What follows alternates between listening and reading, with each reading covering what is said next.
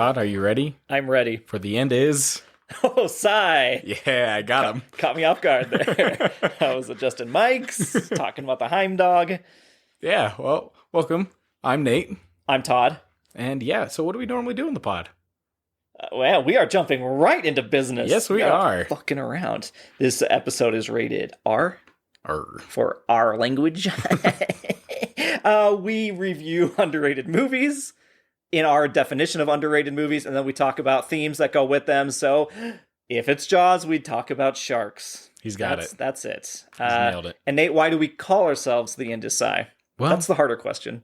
No, it's easy. Oh. Because we're making meaning out of the meantime. That still doesn't make any sense. It does not, but we are throwing it in there every week. Yes. Yeah, that's what we do. This is who we are. And this week, what are we talking about? We are talking about the secret life of Walter Mitty. Yeah. And Ben Stiller. The themes are? The themes are travel and extinction.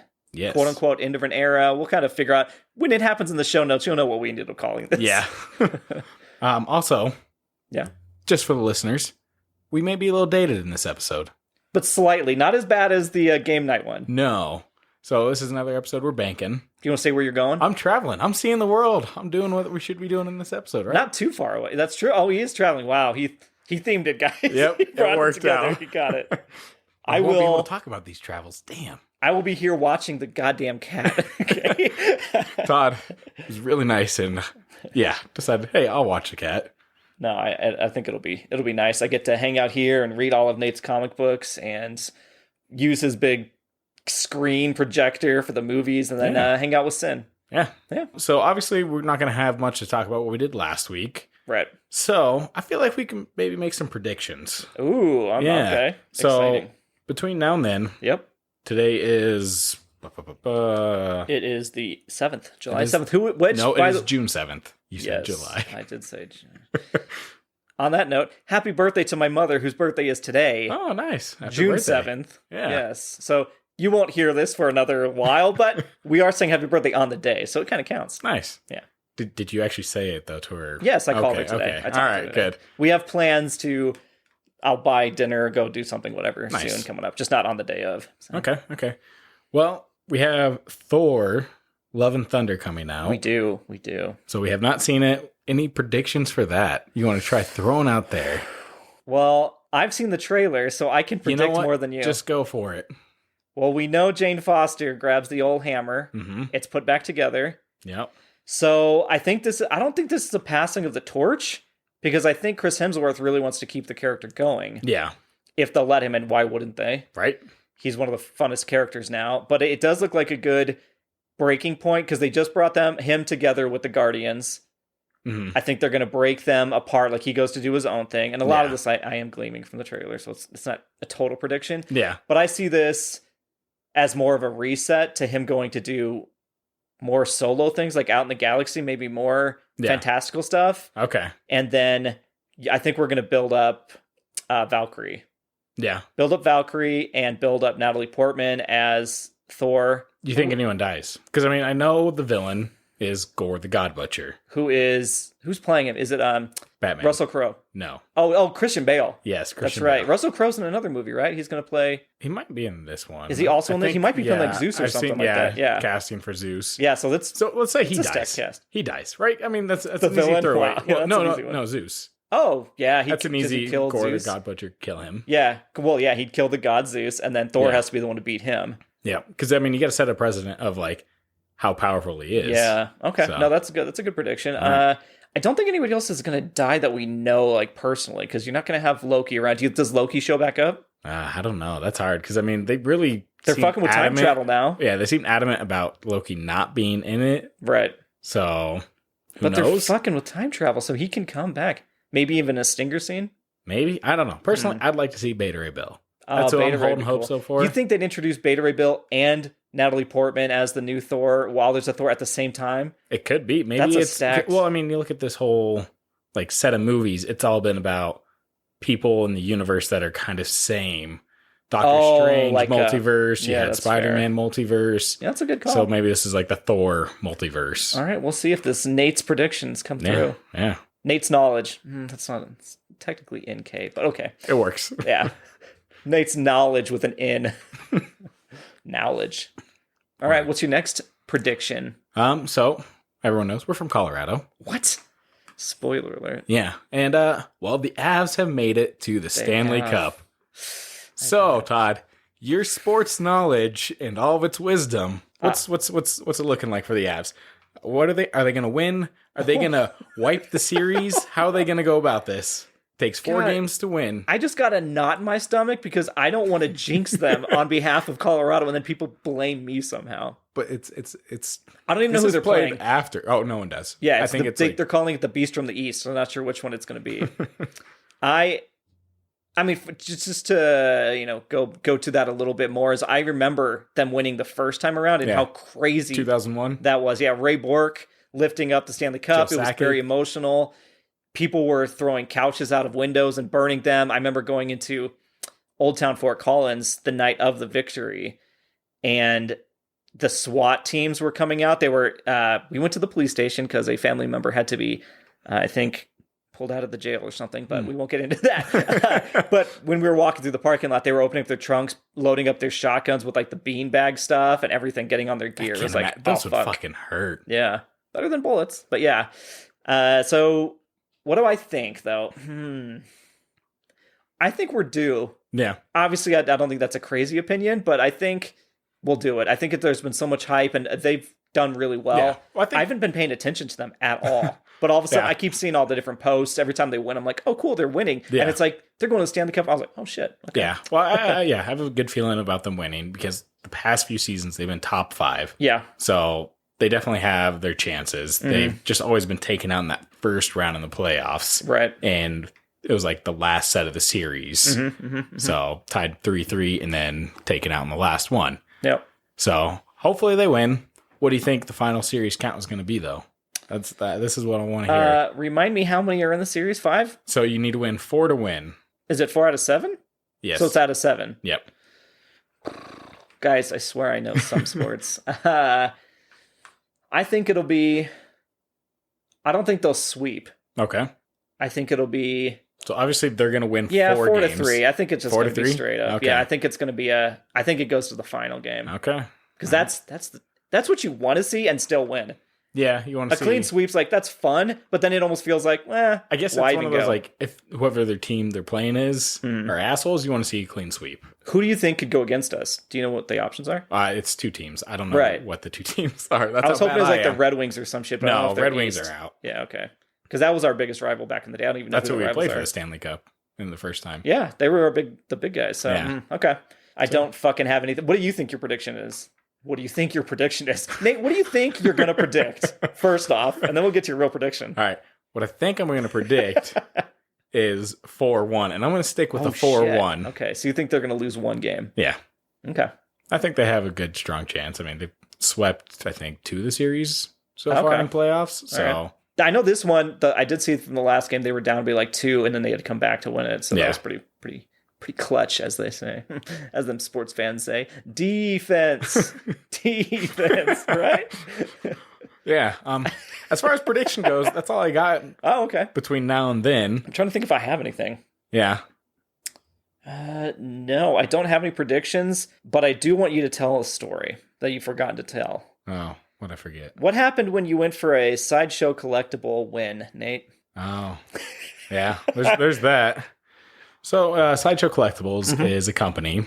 Yep. They sell statues, art prints, crazy, ridiculous action figures. Yeah, really cool stuff. Yeah. Pop culture. Mm-hmm. And they do like a bunch of contests where you can get selected. You sign up. So, have you ever won one of these contests? I have. Okay, yes. So the precedent has been set. Yep. And on this contest, it was your ABCs. But not, I mean, if that was just your ABCs, that'd be pretty easy. Right? Yeah. So the goal is everyone's on a webcam. Mm-hmm. And while you're on webcam, everyone has to kind of like hold their hands up, make sure they're not cheating or anything like that. And it was pretty much, you had 4 people. And with the first person, they had to say something that starts with an A. Yep. Second person would say something that starts with the A that person said. Beer. And second, B. Cat. Yep. Exactly. Dog. So on and so forth. It goes down the line until and then you have to remember and say the ones that they said, right? Yep, exactly. Okay. And then once it came to you, and you had to come up with a new letter. Right. So it was ridiculous because I got through the entire list all the way to L, where I was going to make the new letter or new word for L. It was just you and one other person, right? Yep. Okay. And they let me get all the way to the fucking L, and I fucked up on A. So what was A supposed to be? A was supposed to be action. I said, action. I said apple. Yeah. Well, I think I still remember that list to this day. Which is, I just, and it's funny because it's like, it sucks that you lost because of that, but like, because it's the first letter. Yeah. It's the first word. I don't know. I was thinking like kids' books or something like that at the beginning, because I was like, A is for apple. Okay. Yeah, that sounds great. Oh. Yeah. You know, you win some, you lose some. I didn't even compete, so you win. Yeah. It was still fun. Yeah. And you've won before, so it's not like if you had never won, you might be like, oh, dang it. But you can be like, hey, I've won. We're cool. I've gotten pretty lucky. I've gotten an art print from them. I've gotten a statue. So should I sign up for this? And finally? I got another art print actually from them. Oh. So, and the art prints that I won were the artist proof edition. So there's only 4 of them out there. Oh, wow. So should I sign up for Sideshow Collectibles? You could, yeah. There's I would easy suck giveaways. At the trivia. I mean, I could do that one. That one's not really trivia. Well, there's no do the trivia, really. Oh, it's not like there's comic book trivia. There's trivia at times where they'll like, oh, hey, everyone sign up. You just go online and it gives you the question online and you answer the question. And it has like a countdown timer. The more time it takes you to answer, the less points you get. Gotcha. And it's probably like 5 seconds. So you can't even Google it. Oh, all right. But they have Star Wars trivia, Marvel trivia, basic pop culture trivia. Basic bitch trivia. Yeah. What do you get in your pinkity drinkity at Starbucks? Exactly. What's your first stop in Target? Starbucks. Oh, shit. That is the basic bitch winner. Wow. So, yeah, honestly, it's really fun. It's good. I mean, you get points and all that from these different things. Nice. And you can like turn them into money. Okay. Yeah. Nice. I did not do any contests. No.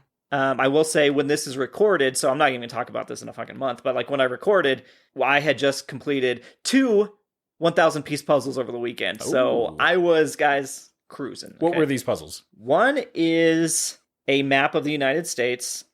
Boring. But it had like the national parks in it. That's so it's like, exciting, actually. It's had little images of them and everything. I take back my boring. Thank you.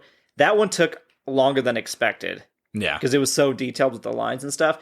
And the other one was a really cool thing of like butterflies, it's like a 12 square, and they're like different, like bright yellow to bright pink to purple to blue, and some insects. Yeah, nice bees and butterflies and stuff. I know some people that would like that.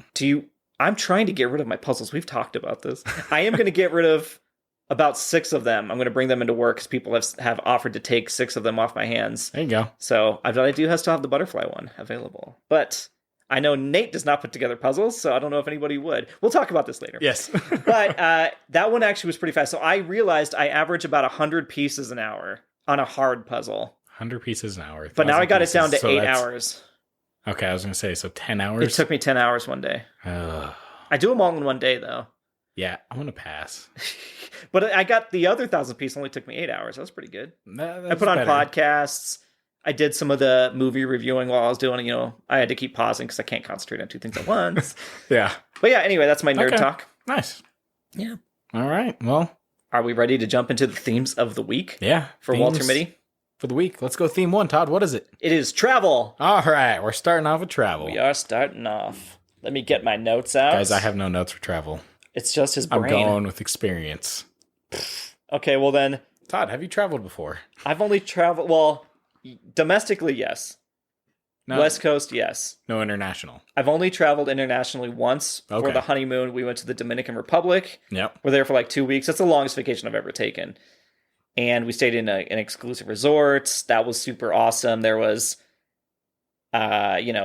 free drinks, and it was, I remember having like the really good pools up against the ocean, which is interesting, but it was raining. And so it was like warm rain inside the pool, swimming up to the bar, getting a drink. And it's just like, that was amazing. Yeah. All inclusives, like I feel like if you go tropical, are the best way to go. Oh, for sure. You don't have to worry about paying for meals or drinks or anything like that. You just go and relax, have a good time. Maybe if there's an excursion you want to do, yeah, you can go pay for that. We did zip lining and like Monkey World or whatever. Monkey Park, I don't know to say. I've done Monkey Park with, Same place? Yep. And Monkey Park was an experience for me, guys. What happened to Monkey? What happened to Monkey? What happened to Monkey? So I will share this photo. Oh. It was, we were going through and they give you like a bowl of food to feed the monkeys. Yep. Mm-hmm. And the monkeys are going around feeding. They are aggressive little fuckers. It was, well, they were a different kind of aggressive. Oh, no. I have a selfie with 2 monkeys fucking each other on me. Nate, your pheromones are too much for the monkeys. Apparently. Dude, we gotta fuck! So, yeah, it was like, the Mom, fact that I was turn off able the to pod. get that selfie, I was like, well, this is, guess while you're here, might as well just go for it. Take the selfie, get the photo. Hell yeah. Yeah, it was... They were living in the moment. You were living in the moment. Yeah. Never expected to have monkeys fucking on me. I didn't have any of that. They definitely crawl all over you. And it probably can't be. Though. They are very lightweight. Those spider monkeys, basically. I don't know what their actual... Yeah. Shows how much we paid attention. Genuses. But yeah, it was fine. I had a bunch of pictures of that. They have all been gone from the world, I think. But I purged all those, Yeah. But yeah. Yeah, no, nice. Where have you... So... I've never gone to the East Coast in the United States. Okay. Only West. I've been to Florida. I did a layover in Florida for the fucking Dominican. We did buy a bottle of like the pure vanilla that you can only get there. We customs there doesn't give a shit. They're like, take whatever you want back. What do we care? So we got to Miami. We were in the terminal. All we had to do was get on the other plane and go home. And then the flight was delayed. So we had to go to a hotel, came back, tried to go through security. They found the vanilla, made us throw it all away. That sucks. I'm furious. Yeah. It's like, you guys would have let us through both times. Yep. And guess what? The Dominican TSA did not give a shit that we were taking it through. Oh, no. Yeah, I made it through. Like, I got a whole bottle of pineapple rum from the Dominican. Yeah. And then, the vanilla and all that. What is their special? It's like their... Mama Wama? Yes, Mama Wana. Mama Wana. Right? I think so. Right. It's got the little hat kind of like thing on it. Yeah, we had that for a long time. Yeah. I think I purged that as well. Well, that was one of those things you buy. You're like, and then it's like, I'm not drinking Mama Wana at home. It feels dangerous. It really, it's like honey, wine, and like whiskey. Yeah. So I might take a shot there, but I'm not like cracking it open at home. No. Yep. Okay, well, so you've been to Florida. Where else have you been? Florida. I've been to California. Mm-hmm. Nevada. Yeah. Vegas, baby. Nice. Wyoming, but I don't know. Oh, nobody can. What's Wyoming? Nobody gives a shit. Fuck you, Wyoming. Yeah, New Mexico. All right, I love some of you. Psych. God. And I feel like that's it for the States. I've been to Cancun. Okay. Been Dominican. Ireland. Germany. Yeah. Just throw those in there. I've just been to those. One's no big deal. Yeah. Well, I guess Washington, Seattle, all that. We've been there. You've been there. Yeah, I've been to Oregon, Seattle, or that's Washington, D.C., then Virginia. So you've been East Coast there. Washington, D.C. Ish, East. I've never seen the ocean. Like, I've never been I've never been to New York and all that. Like, I've been the furthest, I think, I'm not sure if Washington is D.C. is further than North Carolina, but I've been to the Blue Smoky Hills, right? The Blue Ridge Mountains. Okay. And like that was like all inland, so I didn't see I've never actually seen the coast. Yeah, that's fair. And when I was in Miami, it was nighttime, so I didn't even get to fucking see the coast then. But whatever. All right, so what do you got for Nate? I have a travel quiz. See, when we don't have a lot of content, Nate gets quizzed. And so this is going to take you through what your bucket list trip should be based on who you are. Oh, okay. This is from Travel Channel. I took it earlier, and I am supposed to go to Italy. Oh, oui, oui. Yeah, oui, oui. No, that's French. You made me jump in on it. Parmesan, baguettes. That's also... Baguette is also French. That's a spicy meatball. That's also... Is that yeah, that's Italy. Yeah, I was going to say, that's more Italy. Or is that like Rome? That's Rome, Italy. Yeah, it works. Guys, we're not cultured. But let us tell you why you should be. Okay, so Nate, first question. How do you prefer to spend your free time? You've got hiking the tallest mountain, sipping wine and getting lost in a good book, people watching at a farmer's market, relaxing at the spa, or camping with your family. So out of those. The tallest mountain. That's a fucking lie, but I'll click on it anyway. How is that a lie? Fuck you. What's your biggest concern when planning a trip? Is it safety, budget, internet, time, or fear of flying? Let's see. Probably time. Okay, I did budget, but what gives you the biggest rush? Seeing an incredible sunrise, skydiving, observing animals, witnessing world-class art, or taking a delicious meal from a Michelin star restaurant? Skydiving. That's also a lie, but we'll click it. You're getting a rush from a restaurant? Oh, the rush. That's the one I chose. That's the one I chose. Oh, Todd. Garden Grace. Oh, Todd. What's the perfect way to spend a day? Seeing the Sagrada Familia in Barcelona, visiting an elephant sanctuary in Thailand, kayaking down the Grand Canyon, drinking wine at a Napa Valley vineyard, or chasing waterfalls like TLC and getting the best landscape photographs. I'm going to go waterfalls. Okay, that's a pretty good one. I did the Napa. Very fancy. Classy. The main reason, Nate, you travel is to escape your day-to-day life and responsibilities? Is it to get your adrenaline pumping? See as much of nature's beauty as possible? Create memories with your family and friends? Or is it to learn about the other cultures through art, fashion, food, and architecture? It's a tough one. There's a lot in there. There's a lot that fit in that realm. But I like the culture one because I like to like immerse yourself into it and like kind of learn a little bit about them. I like it. What's your ideal lodging situation? A luxury hotel, a yurt, under the stars, a quaint bed and breakfast, or a treehouse? What's a yurt again? A yurt is the big circle dome thing. Oh, okay, okay. I'm going to go bed and breakfast. That's pretty good. I did. Which one do you think I chose? I'm going to go luxury. Yes, yeah, I did. I feel like bed and breakfast is the best way to learn about the locals, too. That's fair. Yeah, I don't disagree. With whom will you be traveling? Yourself, a significant other, your BFF, your whole family, or new friends you meet along the way? Significant other.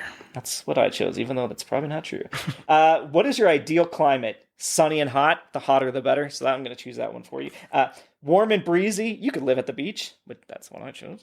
Mild. A light jacket is all you need. Occasionally rainy. Your favorite shoes are rain boots, Nate. Or changing every 5 minutes. So it's not snow. Light and breezy. Or like the warm and breezy? No, or the jacket. Okay. One, yeah. That's the closest one, yeah.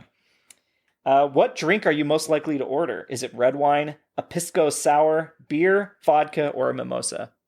Pisco sour? What the fuck is that? I don't know, but is that closest to like a Moscow Mule? I was thinking maybe like a whiskey, like sour. There is no whiskey though. Like that's what I was thinking. Like a pisco sour. It's a cocktail, I would assume. It's that thing. It's like a white foamy drink. It's like a pina colada almost. Yeah.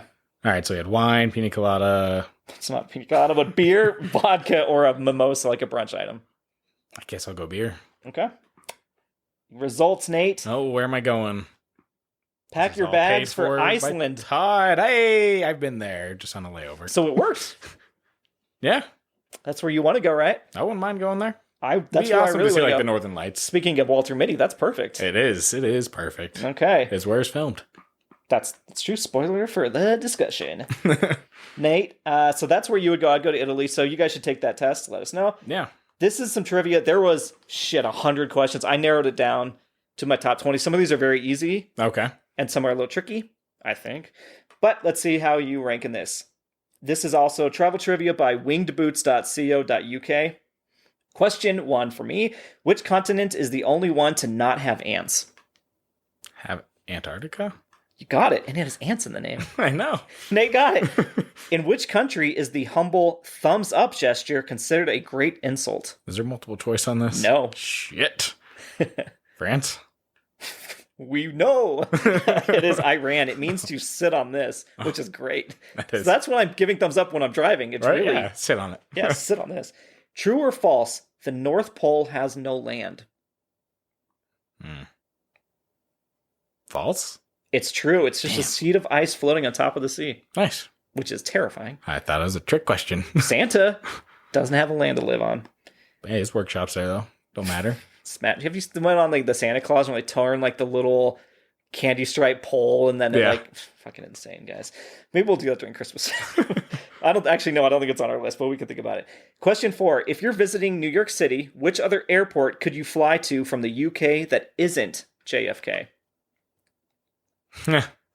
No idea on this one. I was like, fucking LaGuardia. Nate's never going to get... It's Newark Liberty International Airport. So even by myself, I was like, I fucking know that. And I looked at it, I was like, I fucked this. Nate, if you don't get this one, we're ending the mic today. Uh-oh. Or mic, God, the pod. But I'm cutting off the mics today. Germany's flag is made up of what 3 colors? You got red. Oh, God. Yellow, black. Yes. Yellow/gold, so I'll give you half credit. Yeah. I'm just kidding. No, that's completely accurate. What is the capital city of Australia? Is it Sydney? No, it's not. Is it? It's not Melbourne either. I don't know. Canberra. Have you ever gotten to that? Have you even heard of that? No, I haven't actually. Either. And I work for a group that's based a lot over there.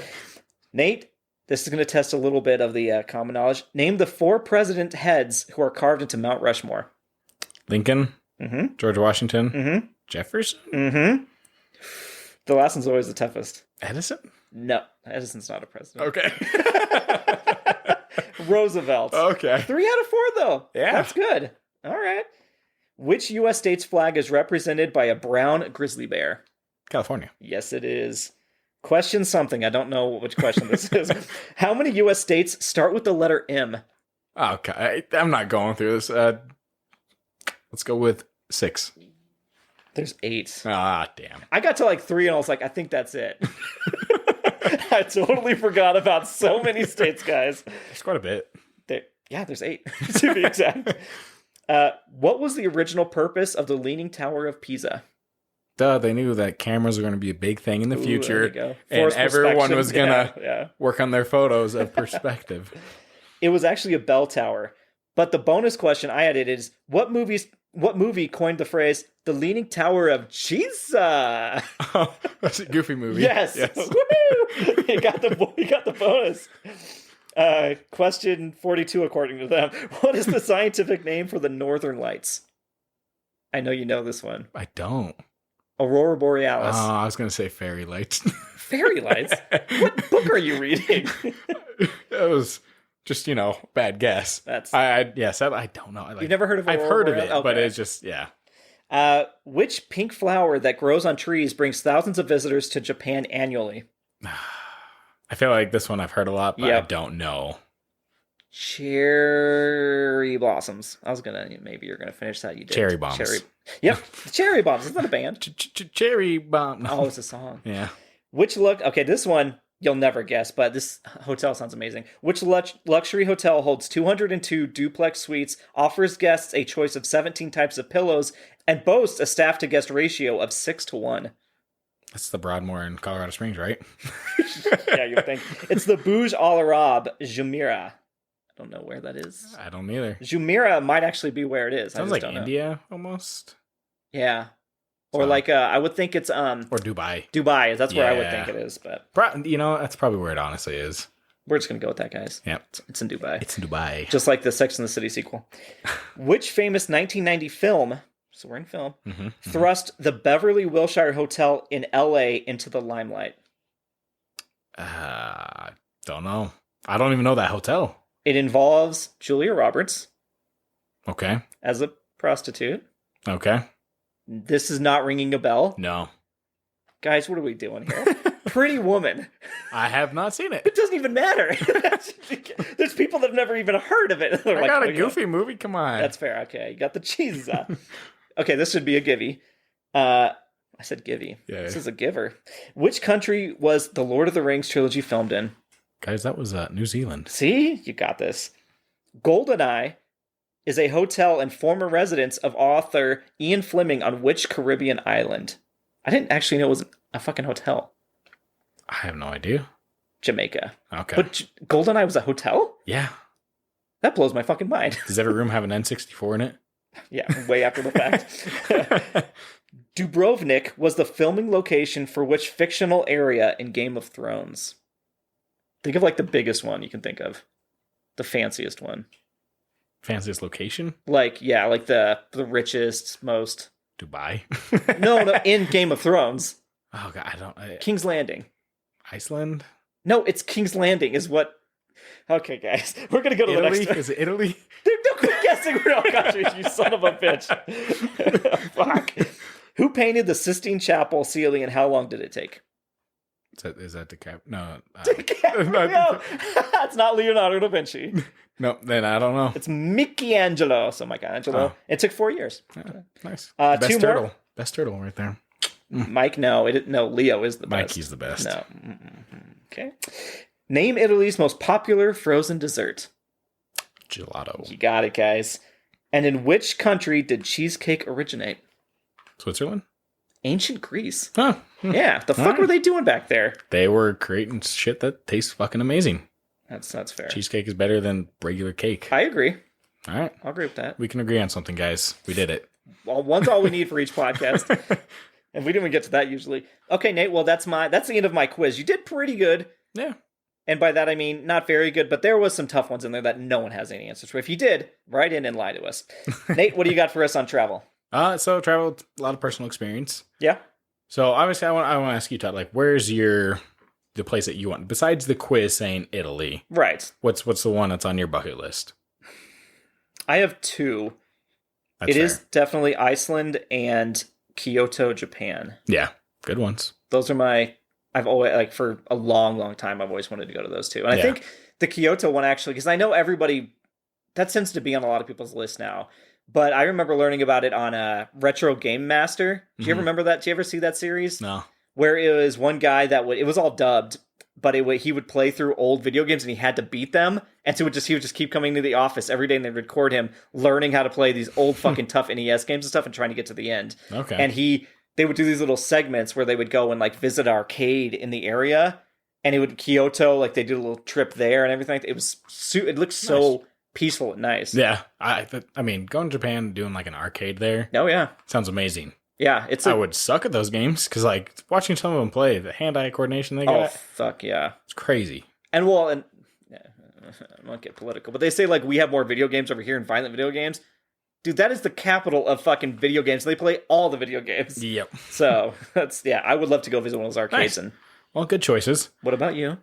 Well, I mean, Australia is up there. Okay. It's the top one. Japan, I feel like, is on there as well. Yeah. I think the big one is just backpacking Europe, like going to the different countries. So you want to do the classic, like straight out of college thing? Yeah. That's fair. But that's a lot of time. Would you do the train system and just kind of live off the thing? Oh, yeah, I definitely do train system. I want to do some of the bullet trains and, like, in, like, Japan. Europe has, guys, their public transportation is so much chef's better. kiss. So much better. We have almost none. Yeah. We have local buses in some of our small towns. It's ridiculous. It's sad. But you know that if you live here. I feel like, definitely if you're going on, like, travels, make sure to look up stuff to do. Like, obviously, the big tourist spots are a tourist spot for a reason. Right, which I don't think are bad. No. I think you want to check a couple of those off to be like, because if somebody says, oh, you went to such and such, and like, oh, did you kiss the Blarney Stone? You're like, I didn't even see it. I didn't even go. You'd be like, oh. Yeah, exactly. Like, so, at least do that so you can, I don't know, feel good about visiting somewhere. I did not kiss the Blarney Stone. No, but you saw it, though. But I saw it. I did the whole, like, you hang upside down. The production of it, yeah. I don't want to kiss it. Like, I think we talked about this on. It's too gross for me. But either way, like, before I did my trip to Ireland, the amount of research I went through, because we rented a car, and I was like, oh my gosh, I got to drive on the other side of the road. God, that's scary. And so I was going through, and then, of course, it's cheaper to get a manual car than it is an automatic car. Okay. So I was doing research on that. Okay, are the gears the same?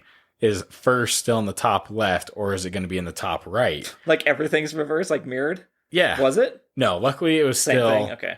The same. But I mean, it's still nerve-wracking being like, all right, so I got to sit on the other side of the seat. Right. Be able to shift. And I was worried about the gas pedals. Are those the same? Was your passenger terrified? No. No. I don't think so. Okay. Maybe one time. Uh-oh. It was just a very narrow road on Sheepshead Peninsula where it just, one bend, car came towards us, and I was like, oh, shit. Gotcha. Yeah. I feel like one of the things I want to do is, like, go around and ask locals and, like, get to know them, like, hey, what's a good spot to go to that's not definitely well known. So that's where the Airbnb would come in. Airbnb, bed and breakfast, yeah. Or even if you are doing like a luxury hotel, go talk to the concierge. Yeah. I remember even when I was again in Denver, I didn't have the right size dress pants weren't packed, and so then I couldn't fit into them. And I had to go into a fancy restaurant like an hour, and I had to go down and be like, where can I get fucking pants? They located a place, and I'm like, that's still open. I ran there, got them, was done. I was like, if I hadn't had the resource of somebody in the area, I would have been fucked. When we went to Germany, that was the first person we asked. Was the person at the desk. Mm-hmm. Hey, what's somewhere around here good? You say Guten Tag first? Good day? Mm-hmm.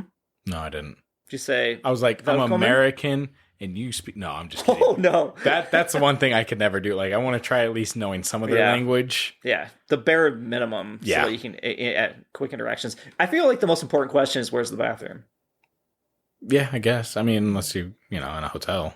Wer kannst die Scheiße? Vo. I don't. Vo. Vo is where. Kannst. And what is where can? What's can? Where can? Yeah. Like the can? No, where can I shit, basically. Where, I mean, Vo, Isha, Shiza, something like that. But it's going to be switched around because it's another language. So it's probably like Shiza, Ish, Vo. Yeah, can, where can I? Yeah, shit, where can I? Yeah, okay. Yeah. Something like that. Guys, try that when you're in Germany next. But yeah, we asked them, and they told us about a place that sold alt beer, which I was like, I've never heard of that before. It's just really good. It went down smooth. Like, we went to the place, we sat down. I feel like alt beer here would be non-alcoholic. And as soon as we sat down, we didn't even order anything. Like, the waiter just came up to us and gave us beer.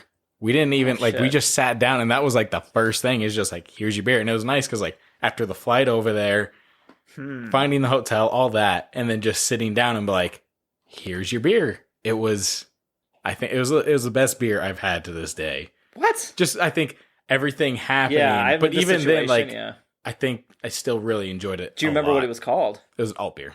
It was just, so that is just the name of it. It's not like a brand. It's a type, though, as well. But interesting. It got made originally in Dusseldorf, and that's where it started. So is one of your now bucket lists to somehow go back and get that same beer? I would love to, yeah. Okay. All right. Yeah. You know, Nate, I want to tell you, with the Indecide funds, we've collected a pool here. We're going to send you to get your beer. Oh my gosh. He's got a giant novelty check, guys. It's crazy. It says alt beer in the memo. Yeah. I read your fucking mind. By the way, I had someone the other day asking, how do I sign a check? Oh, God, yeah. So trying to even fill out the check can be a little stressful if you've never done it. Yeah. Like, because when you're like, and /, like trying to, someone writes in the 100 million, whatever Jerry Seinfeld. I feel like this is a good point to get us into Extinction. Oh, the extinction of checks. Yeah. Well, then I'm going to put away the rest of my travel facts here. Oh. Real quick, Italy has a free public wine fountain, so don't drink that. That sounds really gross. Yeah. Okay, going on. Theme 2, extinction or end of an era, things that are obsolete. Yeah. What do you start this one? So, yeah, with this theme here, Extinction, I was thinking along the lines of digital, kind of like physical copies, physical media. Yeah, okay. And how that's kind of gone out the door. Yes. So what are your thoughts? Like, do you want physical media to stay, or are you all about the digital? I have waffled on this over the years. Yeah. Because I used to swear by only having physical media. And then I got to a point where I was like, God, I'm just collecting things and it takes up space. And I may not go crack open the DVD or whatever and watch it again that way if it's just on my streaming right on my TV. Like, what's the purpose? But then I have a nostalgia for certain ones of like, well, I want that movie I love. I want that physical copy. It's so dumb, but I don't think physical should go away at all. I think even just economically, it creates a lot of jobs to have somebody creating these things. Yep. But I don't think I can stand in the way of the tide that is it going away. Yeah. Just like music. Music stores don't exist, right? Because you're not going to go buy CDs. No, it's weird because like you used to see FYE, those kind of like CD stores. For your entertainment.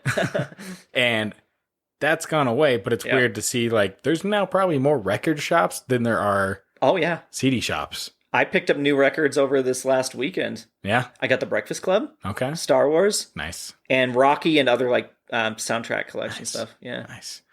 Good choices. But yeah, when I Googled vinyl and record shops, there's so many. Yeah. But CDs, it just doesn't happen. No. And so it's kind of weird to see like that being pushed away and other things rise. Yeah.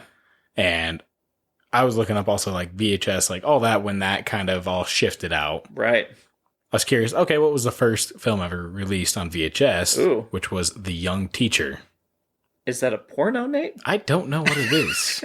I didn't look it up too much further. Or at all, apparently. Yes.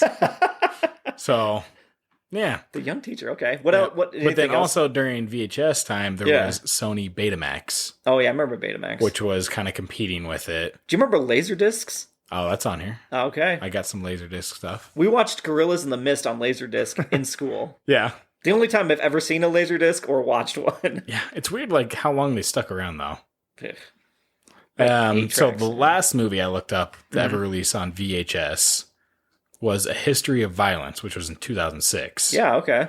But apparently there's another one, which is Cars.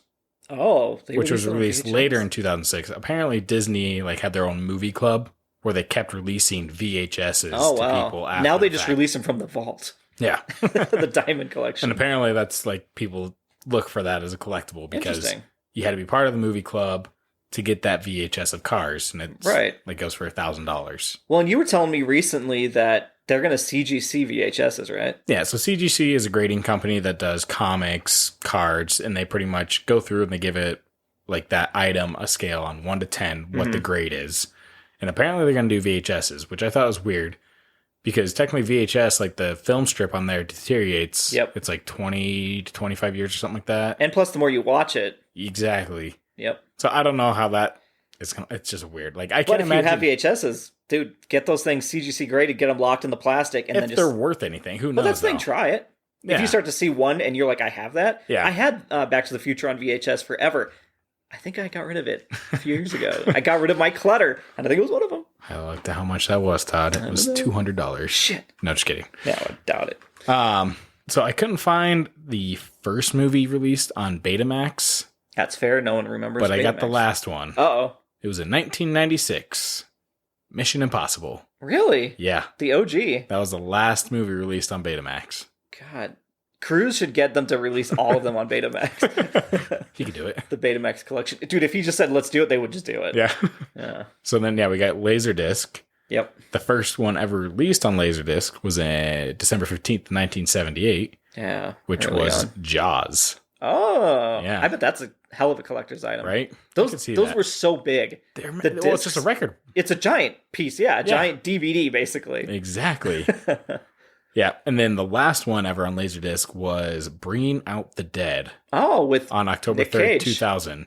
So from 1978 to 2000, Laserdiscs were being produced. Wow, that's insane. That's that a it long made time. it to the millennia. Yeah. So, and then we got next was DVDs. And Todd knows the first DVD released. I did say what it was the other day. It is Twister. Yes, it is. Yeah, look at my memory. Yeah, woo-hoo! You did it. Where's the ding, ding, ding, ding, ding, ding, ding? So that, and then apparently Mars Attacks was one of the other first ones. Oh, okay. Right after that. Gotcha. And then after that became Blu-ray. What was the last? Well, DVDs are still being made to this day. That's fair. God damn it, you're right. So there is no last DVD. Well, I'm already after the DVD phase of my brain. Okay, you're fair. Okay. Yeah. So Blu-ray. So Blu-ray first released June 20th on 2006. Oh, okay. And I feel like that was...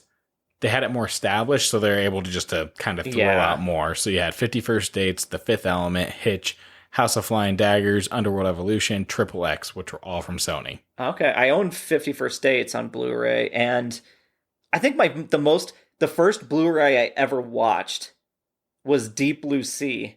Okay. Because they introduced really fine rewinding and zoom in features, and there was a scene where she gets out of a wetsuit.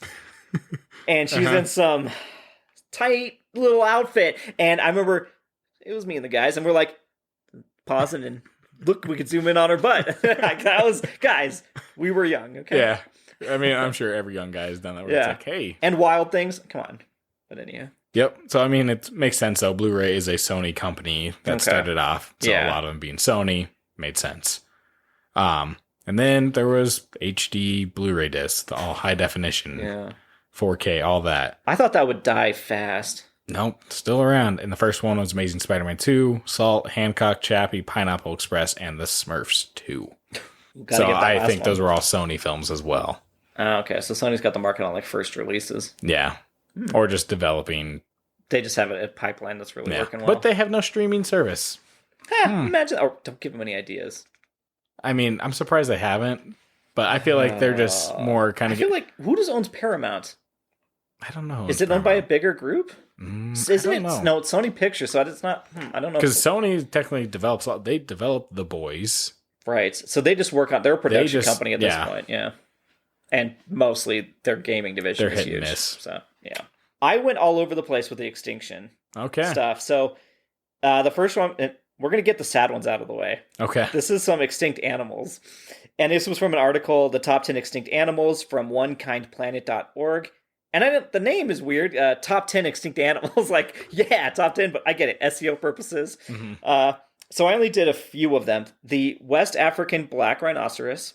Okay. And the reason is some believe their horns had medicinal properties, though this has no grounding in scientific fact, which led to heavy poaching. In the 1930s, preservation action was taken to protect the species, but the numbers continued to decline. The last West African black rhino was seen in Cameroon in 2006. It was officially declared extinct in 2011. Damn. Reading this list did not make me feel good. You're getting dark here, Todd. What's going on? The Baiji white dolphin. So, as China industrialized, the river that they swam in was used for fishing, transportation, and hydroelectricity, which had a huge effect on the mammals. Although not officially recorded as extinct, no one has seen a Yangtze River dolphin since 2002. So they could be out there. Yeah, I mean, that's right, the ocean. It's a big place. Well, there's a lot of fish in the sea. There could be a black rhinoceros in there. Just, it's developed. It's got gills now. The Pyrenees ibex. And this one, I wasn't going to include this one, and then I read the ending. So, oh, gosh. The exact cause of the Pyrenean ibex's extinction is unknown. Scientists believe factors included poaching and the inability to compete with other mammals for food and habitat. The last Pyrenees ibex was killed by a falling tree in northern Spain in 2000. Guys, I feel so bad. Yeah. The last one's like, I'm the last. Oh! I'm surprised not humans, though. Yeah, humans do a lot of the early part. Majority, it's been humans. It was the poaching. Yeah. But the last one's like, I survived and a tree fell. How many things are killed by falling trees? Well, I mean, if a tree falls in the woods, do you the ibex knows. The ibex knew. That was the last time the tree made noise. But I said the goats, what are not goats, are the dodo in 1662, the woolly mammoth in 1700 BC, and the saber-toothed cat, which they said lived around 55 million to 11,700 years ago. Big swath of time there, and they don't really say when the last one they thought. And I've read recently... Three, which one would you want to see? The dodo. Okay. Like the mammoth, it's like, yeah, it's cool, it's big, but it's like a big elephant, right? The saber-toothed cat, I'd just get killed by. The dodo was fun. I'd see the mammoth. That's fair. No, not the cat. I heard that the saber-toothed cat didn't really look like a cat at all, and it was like, it's just kind of the name it got. Then I moved over to industries that have gone extinct. Okay. And LinkedIn had a little article where they say, okay, so whether you agree in here, travel agencies. Yep, I could see that.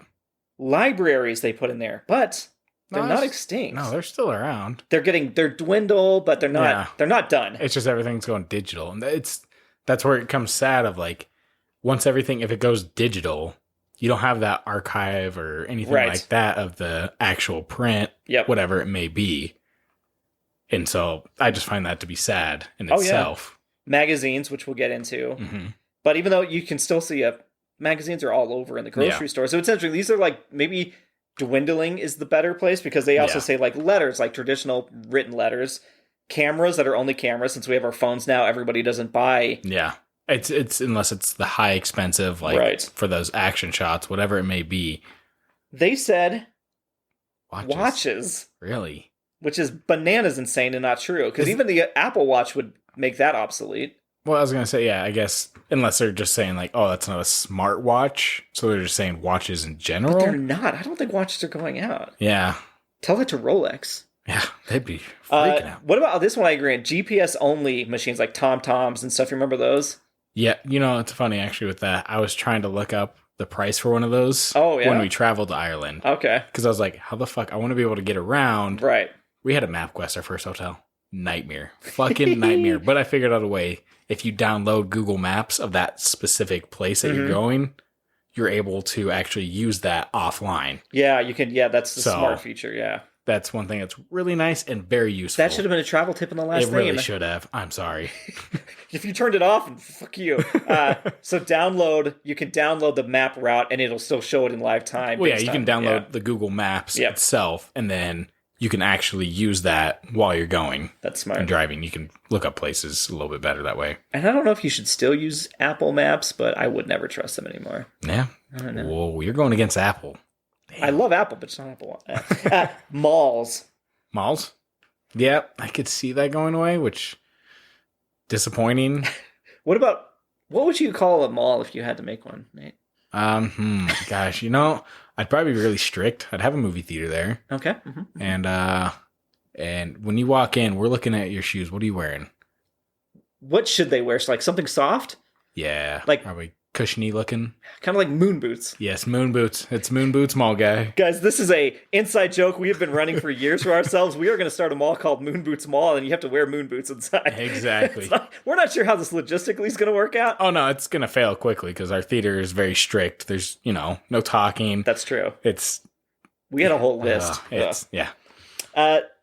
So this same LinkedIn article, I wrote, plus some pretty bad fucking takes from Dr. Kanth Murayala in 2016. This is his predictions on what's going away.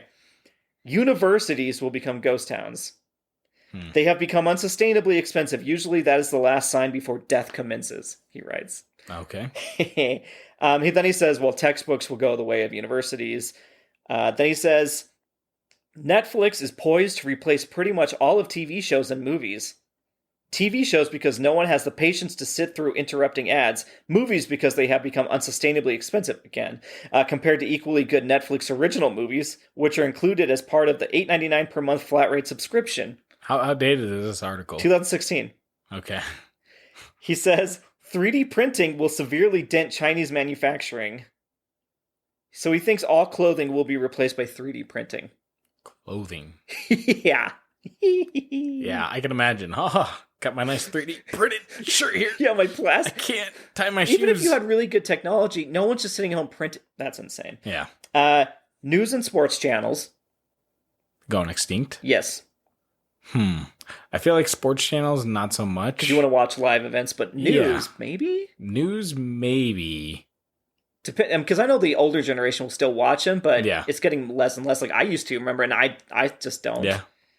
Airbnb-like ideas will severely reduce dependence on hotels. Hotels will become niche offerings for high-end vacations. Nah, I don't think so. Hotel, like, you got to book up a lot. And on top of it, like, Airbnb is very select. Like, you want to look for that nice place. I don't know if I'd go live in someone's basement room so much. Yeah. So there's always going to be a market for hotels. Yeah. As long as the human is willing to travel. And, well, travel just gets easier at times, too. Yeah. So this one is interesting. Airline tickets will become free, subsidized by sponsors and ads.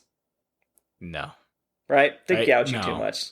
There's no way. Like, oh, if I put an ad for Nike on the inside of the plane, I just won't charge them tickets? Yeah, that'd be super fucking easy. Yeah. I'm not that, like, impulsive where I'm like, shit, I'm on this fucking 5-hour flight and then Nike swoosh. Hey, can I get, like, a catalog? Yeah. What's going on here? All like, the really attendants wear Nike shoes, and like they each have a different one on. That's just a Nike plane at that point. Yeah. Yeah, I don't and see then eventually they're like, well, why don't Nike just get into planes? We'll just start charging. There you go. Yeah. Exactly. What if you make a plane out of Nike shoes? We will, huh? You just bounce around when you crash. Recycled soles of the shoes. That's what we're going to call them when... that's the headline after the first crash. His other predictions, the auto industry and rental car industry will be killed by autopilot cars and Uber-like intermediaries. No. He says the auto industry. Yeah, no. Like I was thinking just like rental cars, but I don't think that's the case too. Because like you have to rely on having that Uber available or whatever it is. Because if you go foreign, you have to have a foreign data plan, right, to be able to run that stuff. That's true. So, this one, restaurants will be severely affected by crowdsourcing of cooking and home delivery via drones. I'm a little afraid of that actually, because there's that new Taco Bell that opened up. What? It's like a new Taco Bell that opened up that's strictly just drive-through and mobile pickup. It's not even inside order.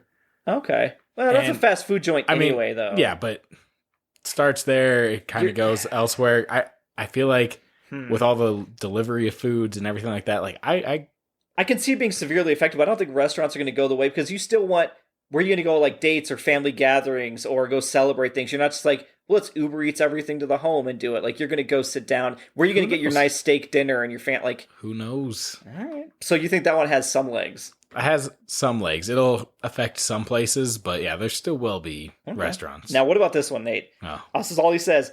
Grocery chains will vanish. Yeah, I feel like it will.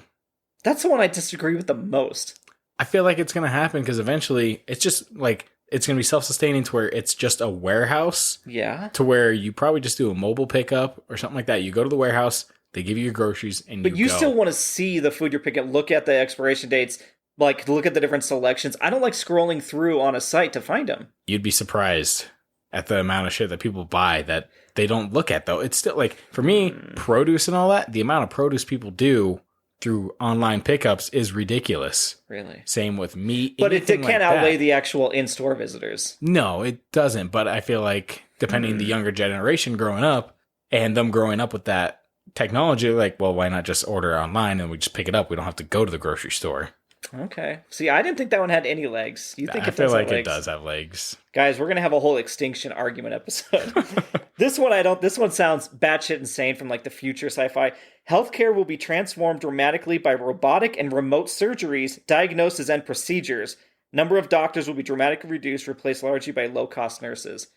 I don't think I'm getting remote surgery done. No. Based on what? What am I buying? A scalpel that's automated? Like, what does that even mean? Yeah, fuck that. I'm out. Nope, I'm good. Because like my fear is like, yeah, that's. I picture the one from Prometheus. Yeah. What if the power goes out? Nate, you need to go to mole doctor. Oh yeah, that's true. Like power goes out right in the middle of the surgery. Yeah.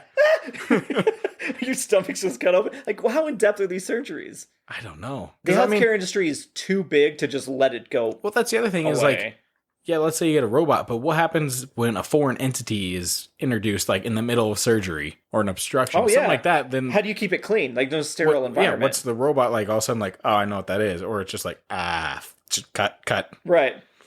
I don't think that one has any legs. I feel bad for the first child that gets a circumcision by a robot. Will it be accidental?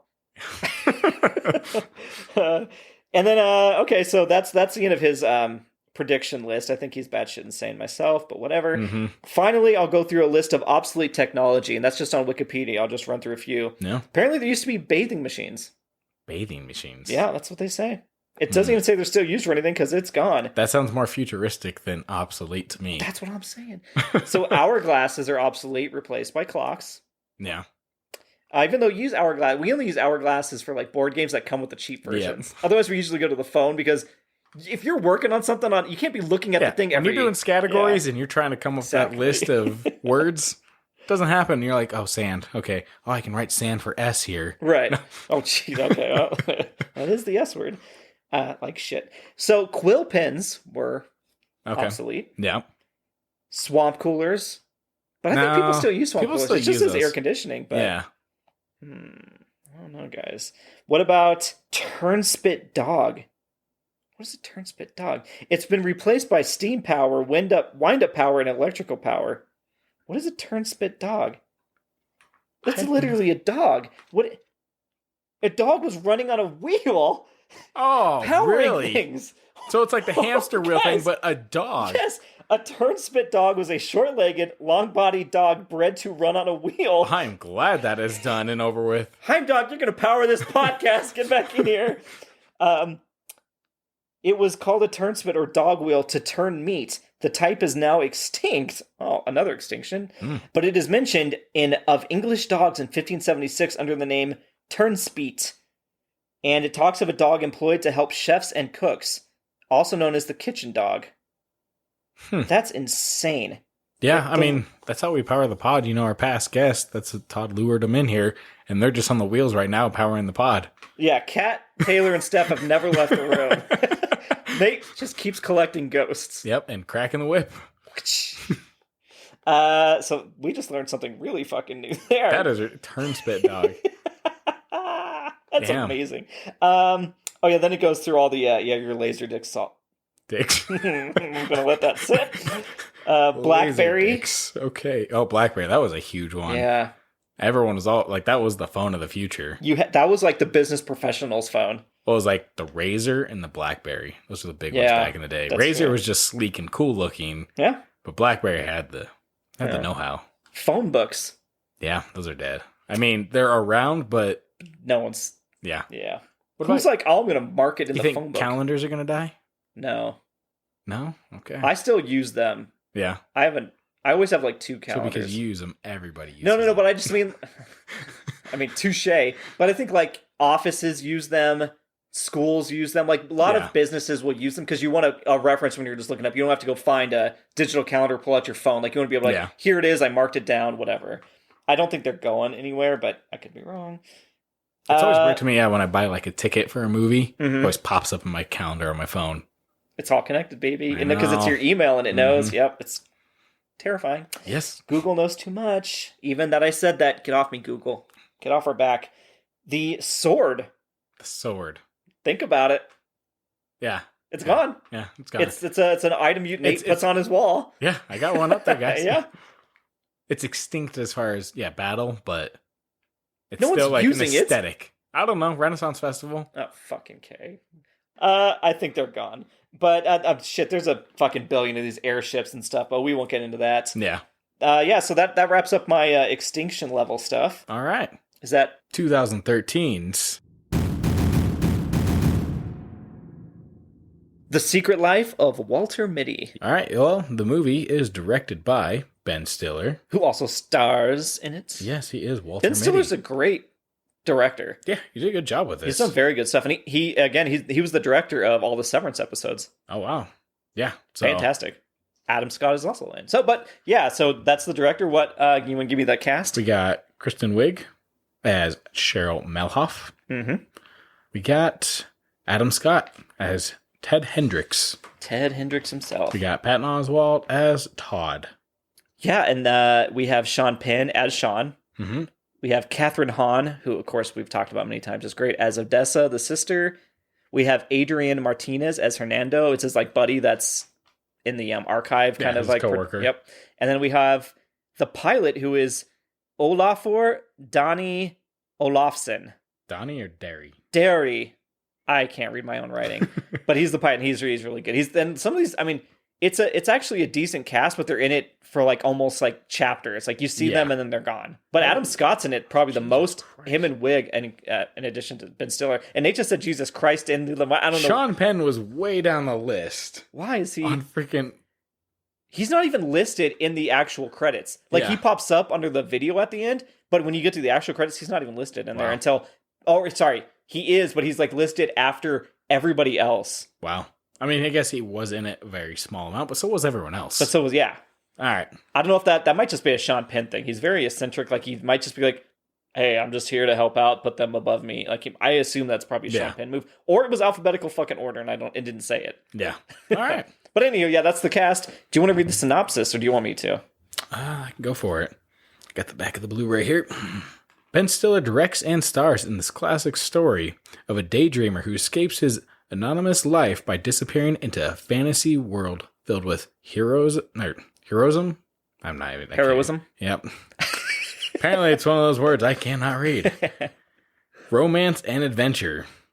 When his job, along with a coworker, is threatened, Walter takes action in the real world, embarking on a journey more extraordinary than anything could have imagined. It's weird it says the coworker being Kristen Wiig. She is, but it's not really. She doesn't go on any adventure with him. No. We know the back of the boxes are little. It's got to be the company that created them. Yeah. Is like, this is what I think it was. We didn't watch it, but we just found. Yeah. So, thoughts on the movie? It feels a little redundant for us to say we liked a movie or not when we rate it as underrated, but it's a movie that no one really honestly talks about. No, so it's... But it was so well done, like visually. Yeah.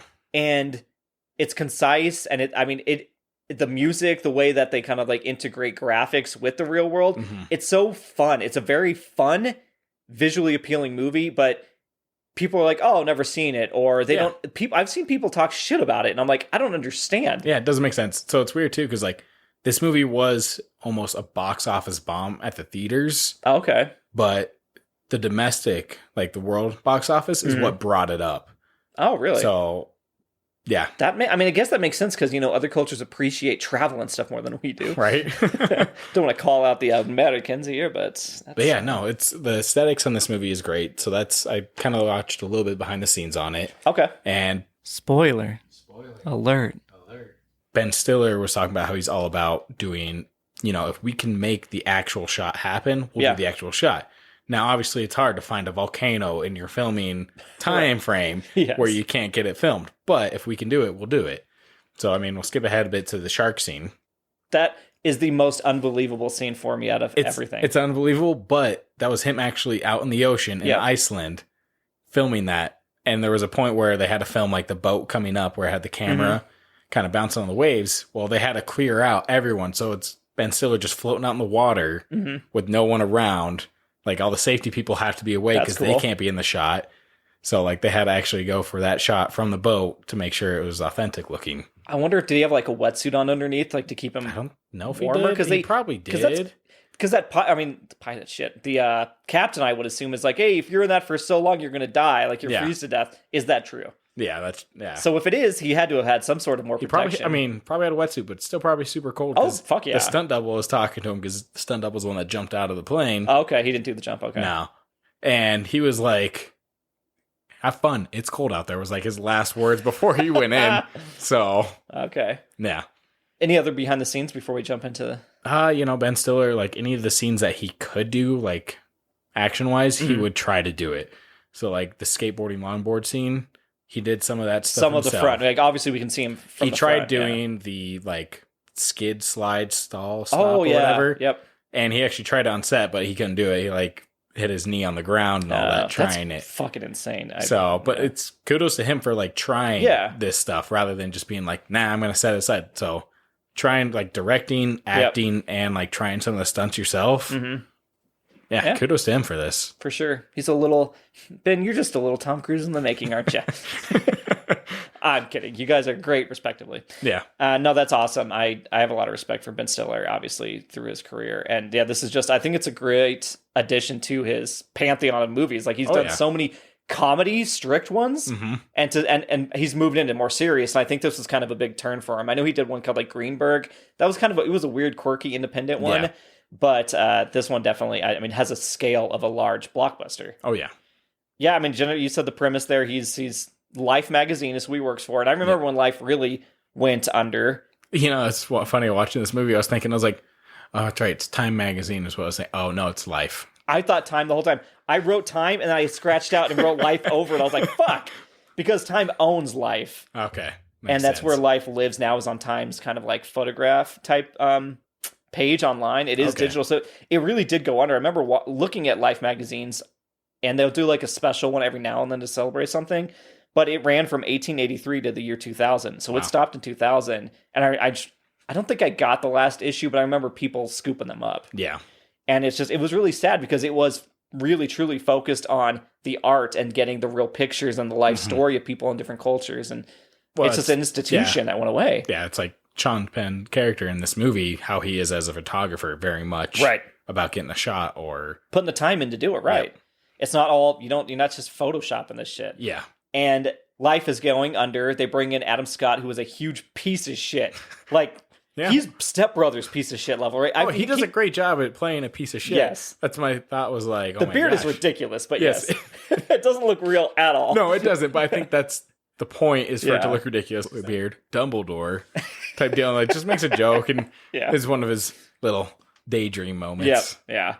Yeah. So the business is going under. It sucks. Sean Penn gives him he sends him a photo, number 25, and he's like, this is the quintessential, is that what they call it? Like his quintessence or whatever photo that's going to be on the quintessent photo. Yeah. But they like use different phrases for it. That's going to be the last photo you're going to put on the final issue. And he's like, oh shit, I don't know where it is. It's missing. Well, they go through like negative. Yeah. All the different negatives, and 25's missing. Yep. And so now his mission to himself, basically spurred on by his lack of dating profile, razzle dazzle, is to go find Sean Penn in the wild and get this negative from him. Yeah. What do you think of the... Oh gosh, I'm trying to think of what I'm saying here, and I'm blanking out. eHarmony? Yes. That's... Patton Oswalt is the eHarmony representative, and he has a profile that he's trying to like Kristen Wiig through. Partnership. Oh, the sponsored, product placement. Not the product placement. Fuck, what are you talking about then? Like the companionship between Walter and Todd. Oh, the dynamic? Thank you. Fuck. Was that it? Yeah. Okay. I love it because it was I wrote down that this movie has a few different ways it tells the story. It changes. So at the beginning, it's a lot more of, they put the text on the screen. Yeah. As like the crosswalk has like a phrase on it or something, or the lights on the plane say like the quote. Yeah, it's the life motto. Yes. As he's taking that first journey. Yeah, and but they kind of throw like, even the credits were on the pavement or part of the different newspaper, whatever. Yeah. And it's like, that's cool. They're telling their story through that. And then the story is also told through his imagination. Mm-hmm. And then the story is told through pictures. And then his travel journal. But one of the methods for it is him trying to fill out this profile. Like, oh, you don't have anything. You went to Arizona, I think is his big thing. And he's like, yeah, okay, well, we're going to need something more. And he's like, well, now I'm actually just jumped out of a helicopter by a drunken pilot in Greenland. And he's like, holy shit, you know? Yeah. And it's like, oh, wow. A shark. And I fought a shark. And it's cool because that's how you start to see his life progress. And like, their motivation is, yes, find the number 25, but really, I didn't do anything with my life. Yep. I kind of settled for this corporate life. And Kristen Wiig, I'm really interested in. And she probably wants somebody that's more lived, and I can really show her that I'm this cool person. Yeah. And so you kind of get that. That's his motivation for going out and having this adventure of a lifetime. Yep. What was your original question? Is the dynamic between Todd and him? I think it was fun. It's way less than you remember it being. Yeah.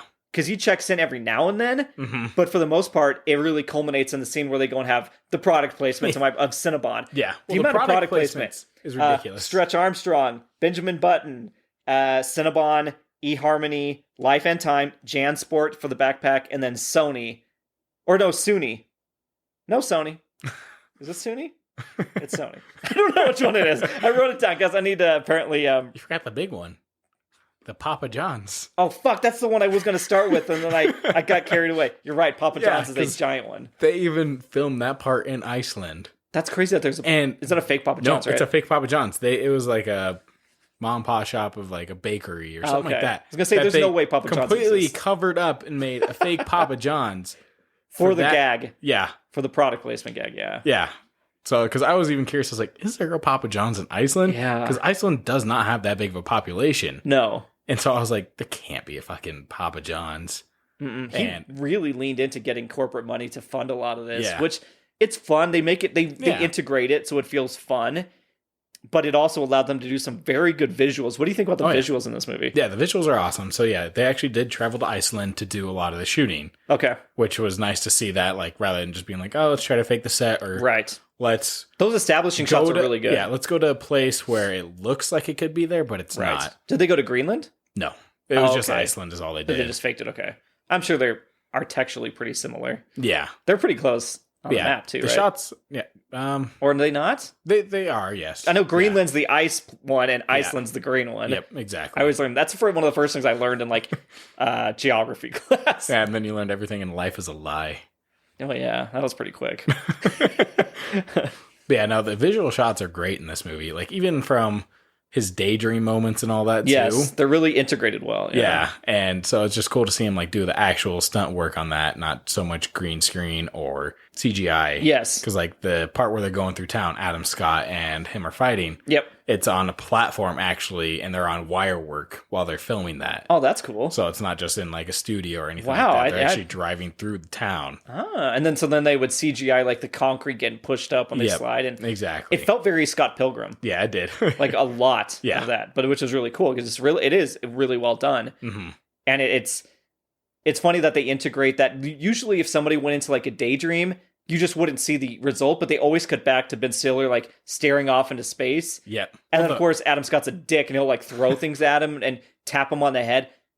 Adam Scott should have been punched in the face at least once. Oh yeah, by someone. By anybody on there, because he's a level of piece of shit you usually don't get in that environment. Yeah. Like the straightforward, I'm not going to hold back. This is a meeting full of people, and I'm going to berate you in front of all of them. Pretty much the entire company's there, and he's just like, fuck you. Who are the other two guys with Adam Scott? Did they work for the company? I feel like it seemed like they worked for the company. Exactly, but they never protected the staff. Like that from that third-party company or anything. Right. They're just like, I feel like they're kissing ass to continue because they would just laugh like a couple of bullies hanging out with them. I was like, that's so weird that no one's protecting him. It was probably, just them laughing to be like, oh, maybe we can just stay in our positions or whatever it is. That's true. They just, because I mean, you see him do the whole digital transformation, which was sad to see. I mean, because even though like that part is probably faked from the real life office. Yeah. Something to that degree had to have happened. Oh, yeah. And they're like, oh, the new time.ourlife.com. And it's like, oh, that sucks. So the part where he also jumped out of the helicopter and then finally got on the boat. Guys, we're all over the place here. Just bear with us. So that visual was cool. But then when he got back on the boat, I liked him being like, okay, let me touch your face. Oh, yeah. One of his like first things where like, I'm not daydreaming. I just actually jumped out of a helicopter onto a boat, compared to like his first daydream was him running towards a building and then realizing, oh no, he's running to catch the train. Oh, yeah. And it's like you have that transition of like, okay, no, I'm actually traveling, and he starts to get less and less daydreams. Yeah, which I did write that down too. I was like, I didn't realize at a certain point that they had stopped. Yeah. Because you're so used to seeing him at the beginning, and then everything like halfway through the movie is so visually appealing, and it is so larger than life, these locations, that you start to forget that you needed that escape. And the movie does a really good way of showing, well, that's actually what's happening to Mitty inside of his head. Yeah. I call him Mitty, guys, not Walter. But you're on a last name basis. We're on a last name basis. I've imagined this relationship. But no, you don't realize how subtly they do get him out of the daydreams, and it just doesn't happen anymore. Because that's how Todd asks him that, right? He's like, so you still daydream? He's like, no, not so much anymore. Yeah. It's like, oh, cool. And I think that's a good realization too, of like, because he's traveling and he's enjoying his life rather than just sticking to the corporate, Monday through Friday, whatever it may be. Right. Something that he doesn't enjoy as much.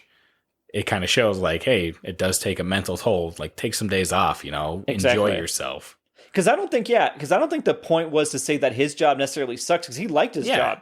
And it seemed like he had a really cool, rewarding job. Yeah. He got to see like some of the best photos in the world from Sean, the fake, great photographer. Be the first one to do it and see it. He was like, and he was the Sean's like go-to guy, because they had a good relationship in terms of like him picking out the right ones and stuff like that. Yeah. I did write down, it had 2.5 weeks was the time span of him like having to get this photo. So you kind of get a good ground, floor for like, he's going to travel all these places. So it's not like rush where you go, well, how did he do that in a few days? Like, you have 2.5 weeks for him to go to Iceland, for him to then get back home, then go to Afghanistan, which even in 2013, I ain't going to Afghanistan. Right. And they even say like he went through Sudan, right? And it's like, that's very dangerous. Like, no fucking way are they letting you through because you gave him a cake. Yeah. So after that, when he came back and he got frisked in no-fly zone or whatever. That X-ray scene of him fighting is very funny. I wish it would have been like them actually fighting the security, like seeing them rather than the X-ray thing. I thought that was fun that they did it that way. They showed another visual thing, because you do see him fighting security through just the X-ray machine. So they kick the knee or kick the shin, and so you wanted to see it in actual. Yeah, I wanted to see it actually happen rather than the X-ray. I wonder if it would have looked too sad or real. So you put that, and it feels more maybe acceptable. Yeah, whimsical. Yeah, okay, whimsical. See, I like the whimsy of it. I said fun, just fun. That's the movie summed up. Yeah, pretty much it is, because the transitions are great. The biggest one for me is he's looking at that picture of the water top. Oh, okay. And then it turns into real water, and you're like, oh, it's the ocean. But then it turns into the outside the building and the fountain, and then it turns into the full scene of him there. And I'm like, oh, shit. Like, that was really well done. Yeah. I always enjoyed the one where it was him looking at the photo of Sean Penn. Oh, and starting to, like, wave at him to come and all. It's very subtle, but it's like, yeah, just go. Get out of there. Mm-hmm. Yeah, so you were definitely all in on, like, the conceit behind, like, go travel, like the whole message of the movie, more so than just like the visual side of it. Definitely. Cool. We agreed. What do you think about the pilot? Because that guy was going to fucking kill him. That part still bothers me a little bit. The fact that, like, that was definitely like, oh, he's in it for sure, going with a drunk pilot that he just saw slam a beer down, like, that's fine, I'll be all right. Well, so you went straight to the actual him flying. He broke a bottle and was going to slash his throat until he stopped him. Yeah, because luckily the thumb.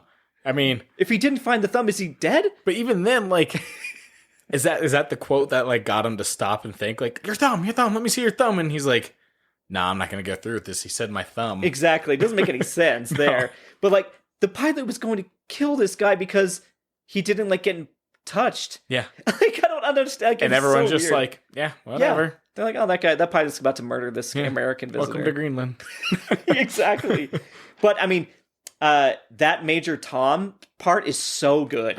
The song in general, everything, it just works out so well. Yeah, and apparently I looked it up. Wig actually sang that. Oh, wow. That's so awesome. she said it's movie magic. She's not actually playing the chords on the guitar. They just matched it up for her or whatever. But she's actually her singing it. And so I think it was that they said like, oh, you kind of did a duet with David Bowie because it transitions to him singing and she starts it. So that's really her voice. And fantastic job. Yeah. No, I didn't even realize. I thought that was just that's really dubbed Wig. in with someone else. I love how like it's kind of slow-mo in there, but him running and he throws the briefcase. I'm like, that's going to go out the other side of the helicopter. With as much force as he throws that, I always think, even watching it again, I'm like, does he lose the briefcase in this scene? Because Jesus, he flung that fucker. Oh, yeah. But I will say to our listeners, if you want a good version of Major Tom, the Travoltas, and I believe it's all in, it might be in German. Okay. That's my favorite version of it. It's much more popular version, but yeah. Yeah. But also Iceland, the other thing was like the language. Yep. They stayed true to that because Icelandic is very fucking hard. I can't pronounce a single thing they said. Like when we had our layover there, trying to pronounce shit and like anything was a fucking nightmare because like how long their words are. I was like, I'm an idiot for sure. I can't do this. You cannot break. You guys already know my reading skills suck, so therefore, pretty bad. It's even worse there. But like you can't even phonetically read out Icelandic because there's that one when they get onto the boat and he's looking at the cake wrapper and he's like, what is this? Nostifrota, and he's like, it's Nostifrota, and you're like, that does not look like the word you're reading. And, we're over here amazed by a different language, but it is insane. It is one of the tougher ones, I'm sure, to learn. Oh yeah, one of my favorite Icelandic bands is Sigur Rós, and so like I listen to their music, but the lyrics to me are completely different from whatever they mean. I've had to create my own idea of it's just the sound that builds them in there. Yeah. But I kind of mentioned this at the beginning, but the shark attack, out of everything in this movie, that's where I'm like, that jumped the shark for me. Because it was so unbelievable that everything he does, he lands in the water, the shark immediately comes to him, and it attacks him multiple times, and he just kind of bats it out of the way. Yeah. That was the scene that was rough. Because I was like, oh no, it's a porpoise. Yes. It's fine. It was funny, like the whole visual of it is really cool, but he did not survive 3 attacks from that shark. I feel like what would have been better of him just getting in there, and then as soon as the shark attacks, they pull him out rather than him fighting with the briefcase. Yeah, because it even hits like the boat. Yeah. And they're just kind of like, oh, whatever, shark got. It's like, guys, this is like a great white. Fucking hell. But it's still visually cool. I realized this was the movie that made me really want to visit Iceland. Okay. Yeah. Just from obviously the fucking volcano scene. Yeah. The big road. Like you want to be on that road. Do you want to go recreate that road? I want to go drive on that road. Like even if you can't get on a bike, I'd be like a bicycle. Yeah. That'd be nice just to. And he hits the one sign in the middle of nowhere because he's daydreaming. Yeah. I think that's an appeal for me of Iceland is a low population. Yes. So you're able just to kind of not have to worry about the traffic. Like that open road scene, that's a dream. You're like, fuck, no traffic, no construction. What's going on? Exactly. And I like big cities, and even then I see like that establishing shot of the little town. I'm like, that sounds so quaint. Yeah. I want to go to a pub and just have a beer. Yeah. That's the place you want to go have a pub and talk with the locals. Yeah. Let's see. I have dude saves his life. What is that? What do you think that came from? Oh, from the shark? No, the volcano guy. Oh, he leaves and goes down to the place and almost dies himself. Yeah, that guy's a hero. When Ben Stiller, how frustrated would you be that driver when Ben Stiller is like looking around as you're like, get in the car, and he's like, I think that's Sean on the plane. Get in the car. I think that's Sean. Get in the car. What would you? I'd be like, dude, I'm gonna leave your ass. He probably chalked it up to being, he's an American. He knew you need to get in the car, and you can see the explode. Like what's happening. Like there's no, but the amount of time that Ben Stiller stands outside of that car to like contemplate whether he should get in. Yeah. My first question to the really nice guy that saves him is, where is that plane going to land? Because let me just take me there. Yeah, I'll rent a car and I'll go right there. Yep, I'll buy this car for me and go right there because I see Sean. Well, you hope that he knows, because I mean, who knows like how many people have their own little planes like that. But like he has to still leave one of the airports. Not necessarily. You think it's just a puddle hopper that's like backyarding it? Yeah, people could have that. I feel like you could find out what plane he's on based on that tiny little population. And I mean, for the movie, We've done it. We got our second big check for Todd to go to Iceland and find a random plane that flies by him. But I mean, Sean's there. He's above him in the same area. He's probably going to land somewhere nearby. Yeah. In this tiny little population that you don't have to then go home and go to Afghanistan to find his ass again. Like, for the movie, it's great. Obviously, you want to see the second half, and it needs to be that he can't just find Sean. But I was like, God, he's right there. He's so close. But yeah, so that wasn't... Was Sean Penn really on the back of a plane? I don't know. Okay. Don't know if you saw that in the behind. I haven't got that far. Let's see. What did you think about the whole Sean knows his mom? That part was a little weird because, like, why not say anything? Like, his mom, why didn't she say anything? Yeah. Didn't make any sense. Like, how long have they been friends? Because obviously he knows the cake, the recipe, like, oh, it's really good. Yep. And it just, that was the one part for me that was like, eh. It's the one, I'm obviously, aside from like Shark and like larger than life stuff, it's the one logistical piece that doesn't make any sense in the movie. Yeah. Because, yeah, you're right. He like likes working with Walter, or as we call him, Mitty. And so like, but he's like been at his home and eating the cake and knows the mom, and it's just like, yeah. Why not stick around and say hi or anything like that? As it really was. It had the quote in it. With the quote, but he threw it away. What do you feel about him throwing it away? I mean, like, Sean, you threw it away? What the fuck? Yeah, he wrote, well, that hurts my feelings. I love that line. That's a great delivery. And it's even better because, like, Ben Stiller's like, what was the photo? And he's like, I guess we'll never know. Yeah, he's, like, willing to just not have it be. And it's like, but that was a really meaningful photo. Wouldn't you, as Sean Penn's character, want to get him the photo of him? Yeah. Because the whole, spoiler alert if you didn't watch the fucking movie, the photo is of Ben Stiller looking at negatives outside of Time. And I thought, outside of Life magazine. He's running out of time. But it's like, it's about the people that made life possible. Yeah. And I like the photo, I was always like, what is it? What's going to be so great? That's awesome. And then at the end reveal, I was like, that really actually fits. That's really nice of being like, hey, it's the people that helped me get to this. Yeah. I mean, obviously, it's a really good setup photo. It's of, you see the Time logo on the statue and stuff. Time logo. God fucking damn it. You see the life stamped, and like, it's really cool, and it's a good bow on the end of the movie. Yeah. The photo didn't shit the bed at the end at all. Right. It wasn't a fucking snow leopard, right? Yeah, exactly. Like, you're like, oh, that's cool, but all right. Yeah. And then what were they going to go with? What was... Oh, it was just a phrase. It was just the death of life or something like that. It was like the death of life or something. The end of life or whatever. It was dark. Yeah, it was dark and just like, ooh. Yeah. Life, I'm loving it. Yeah. Oh, God, that's right. It was the McDonald's. No, that's McDonald's. That was what he thought the quote was, but not the phrase. Yeah. Yeah, because he calls him out in the meeting, which I'm surprised Adam Scott just kind of takes it at the very end. Right. And you can kind of see him like have a come to Jesus moment in his own brain of like, I am an asshole. I think it's that, but also it's just Ben Stiller has more confidence in that scene because like everything else he was backing down at, he really didn't do a lot with. And then the end scene, he's just like, no, listen up. Yeah. Here's negative 25. Just lays into him. Yeah. I wonder if Ben Stiller's progression is what like the modern hot man is supposed to be, because he's got like the tan, he's got the beard with the salt and pepper. He looks damn good when he gets through like his adventers. Oh, yeah. And I'm like, he always pulls it off. Yeah. He's a model in one movie. Derek Zoolander himself. Yeah. A male model. A merman, as they call him. Yes.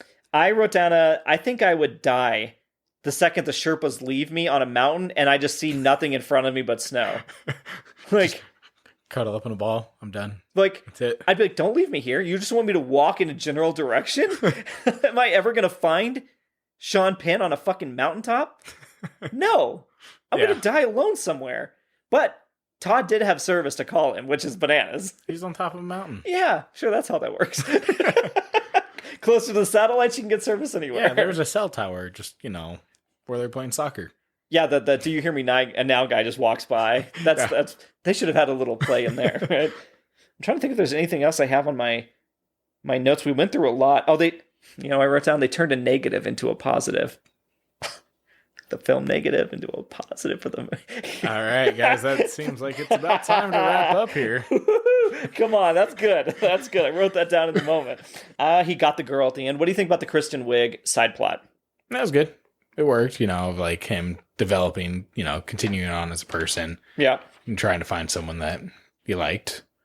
And it was kind of cool seeing like the bond with the kid as well. Yes, yeah. Like, That video he sends him's really sweet. Yeah. It's one of those, like, he's not like going in macho man or anything like that. He's just a guy. Yeah. He's just there trying to find a way in life. He drops off the skateboard and just leaves, and he's like, he's just doing a good thing to be a good person. Exactly. I loved how Kristen Wiig always looks away when he's doing the cool tricks. Yeah. And that's Rodney Mullen again. Like, you can see it's a total stunt double, but he's like doing all these sweet kick flips and everything. And he's like, didn't he do a handstand at one point? Well, he does like one point where he's holding the board. Oh, yeah. And then jumps and does a handstand on the board. And then, And you're like, that's amazing. Like, if obviously Ben Stiller's not doing that, but it was cool to see like a real professional doing it and them cutting back. I'm sure she doesn't even know. She just thinks he's like, look at this cool skateboard. Yeah. He's like, wow. Yeah. Do you think he has to show her then in the future that he can do all that shit? I'm sure, it's come up. Like, I mean, obviously, they went to like the skate competition when he was a that's a bad kid. I tried. I'm sorry. Yeah, you did. What was that? When he was a kid and how he had the skate competitions, that's right. all that. So I'm sure it came up. And what do you think of the awkward hug at the end with his coworker? When they're both in the elevator, and he's like, hey, you've been a great boss. And he like puts his box on Ben Stiller's all awkward and just kind of tries to hug him. And then I mean, it's a total thing that a guy thing that would happen. It's like, you don't want to get like, Todd's not a hugging guy. My whole body like recoiled thinking of hugging you. That's not like a knock on you. But like if something, like it depends on the situation. Yeah.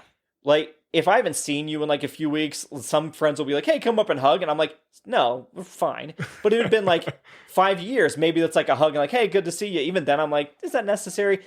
If you just had like some big life events, something tragic or even great, okay, a hug. It's like, cool, that's awesome. Like it's an energy share, but not just, I don't know. That's weird, right? Yeah, it is. Okay, how did you feel about their hug in the elevator, Nate? Yeah, it was a nice moment. Yeah, I said it was nice. But you still cringed. But I knew where you were getting at, okay? I knew what you were pulling out the thread of Todd, not the movie. Yes. Yeah, it's just a solid story. It's a fun, motivational story. It's basically you get done and go, fuck, they're basically telling me I should be like Walter Mitty. Yeah. And then here I am, I just went to work the next day and, got in my computer and I'm not out there traveling the world. But we did say time is a problem for you for travel. Money is the biggest concern for me when I travel. Like, I can't just go do that. Yeah, that's another big concern for sure. Money is, because it's like, to fund out those expenses. Yeah. It's not cheap because you got flight, places you're staying, and then food. And you want to be able to enjoy the culture out there. So that costs money. Yep. You want to partake, you maybe want to get a souvenir. That's not cheap usually. No, so exactly. It's sad because it does add up. Obviously, Walter Mitty had a very perfect moment. He was making bank, probably doing what he was doing. He just got his final check, or he was going to, whatever. And then his job was literally obsolete. That's all he had to do was go and do this. Like, he had the time to do it. So it worked out. But it is, to a lesser degree, it's talking to everybody, no matter what you're in. Yeah. Find something that puts you out of your comfort zone. Find something that makes you feel more alive. Something you can put into a journal. It doesn't have to be a travel journal. Yeah. And that's why we podcast. Yes. to a sliver of a degree, yeah. Yep. And, that leads us on to... Should we even do recommendations or anything like that? Or like what's coming up next? I guess, go travel. Oh, that's good. That's timeless. That's evergreen content. Yes. Go travel. How can they tell us if they do that, Nate? They can tell us through social media. Oh. So they can message us on Facebook. That's 1. Twitter. 2. Instagram. 3. We are even on TikTok. We are. 4. And you can email us at theendofsight@gmail.com. That's the bonus. So yeah, that'd be great. And if they're there, how would they tell us on those platforms? Let me say that. How would they tell us on those platforms? So what I meant to say was, where can they listen to us and talk about us? Well, you can listen where you're listening currently, or wherever else you can find podcasts. This is really falling off the deep end at the end here. Guys, you don't even know the things we're editing out. But you could rate us on iTunes. Yes, that's what I meant Spotify. to say. So Spotify's at like the top left area, and then iTunes, you just scroll down from the bio. Yeah, from the main page. Hit review, type in a little message to us. Yep, the comments tell us would where help. You traveled. Yeah. Tell us where you're listening from. No, not like exactly, but what state or whatever it is. as close to the locale as you want. Don't give us street addresses. Give us your zip code. Send us a picture of you working from outside the home. Yes.